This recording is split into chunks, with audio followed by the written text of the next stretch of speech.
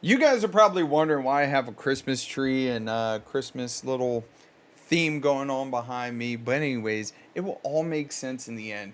We're going to be talking about a retro video game ring that got busted up in Italy. This is kind of interesting. So, it's from Kotaku. Take it with a grain of salt. I mean, I like Kotaku. It is what it is. But, anyways, let's get into it. 12,000 fake Nintendos and Sega consoles to be destroyed in major retro game bust. That to me is just mind blowing hearing a number like 12,000 and a bust. The counterfeit systems house pirated games like Street Fighter and Super Mario Bros. Okay.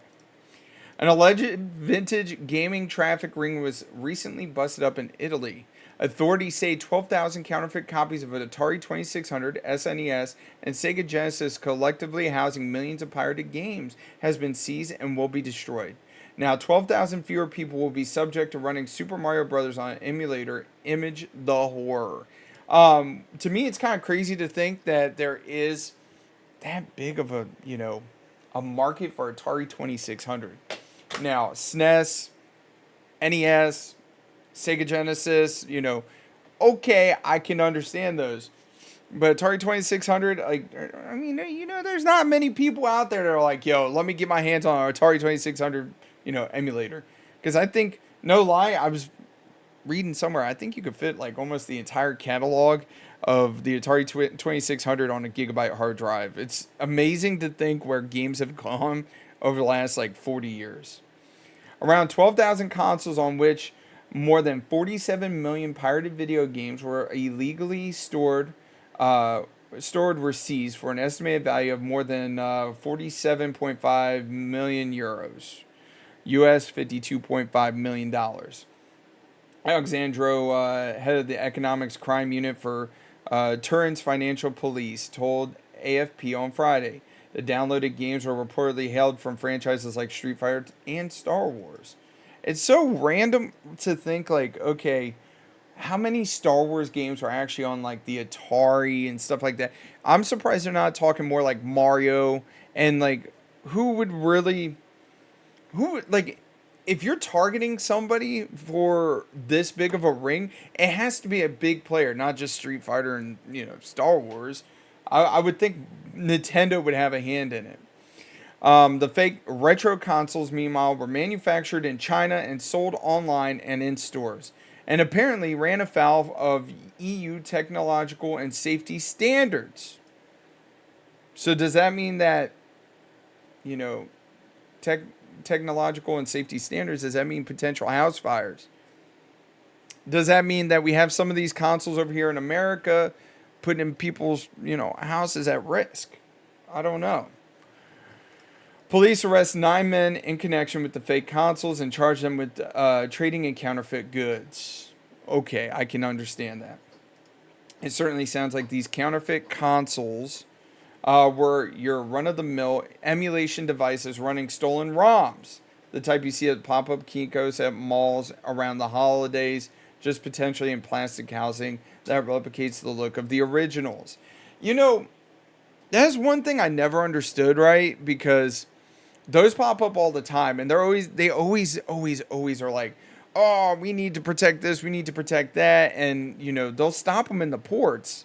But why aren't they going to the malls and trying to stop the people from selling them? If that makes sense.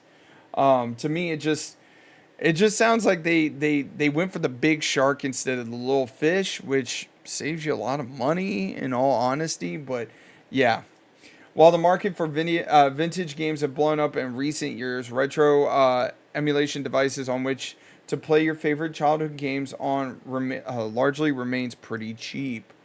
It does, and I'm not gonna lie. Like if I was to go out, you go to buy this is Pokemon Emerald, by the way.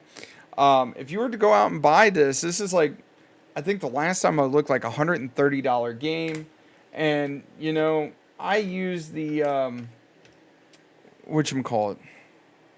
What's up, Emma? I actually have a little device that allows me to play it on my computer, but I'm playing it directly off of the gaming cartridge. And Let me tell you. Epilogue is the name of the company. Epilogue. GB Epilogue. But it's a Epilogue GB operator, and I highly recommend it. Here, let's go full screen. But all honesty, I really hope that this doesn't ruin anybody's Christmas for Lord knows who's out there looking for some kind of emulator to run, a SNES game or an NES game or, just one of those games. All honesty, you can get one of those like retro handhelds off the TikTok shop for fairly cheap. You hear that from me. On top of that, you can probably get a lot of the stuff that you're looking for on, the Steam Deck, shall we say, and just go from there. Anyways, you guys, that's why we had the holiday background, is because like we're talking a little bit about Christmas and potentially the Italian government ruining Christmas for some people in the EU, maybe here in America. I don't know. I don't know where all that good was going. Anyways, guys, don't forget to mash that like button. Comment down below, like, your thoughts on emulators and fake consoles. You bad thing, good thing, indifferent? Because I'm kind of indifferent.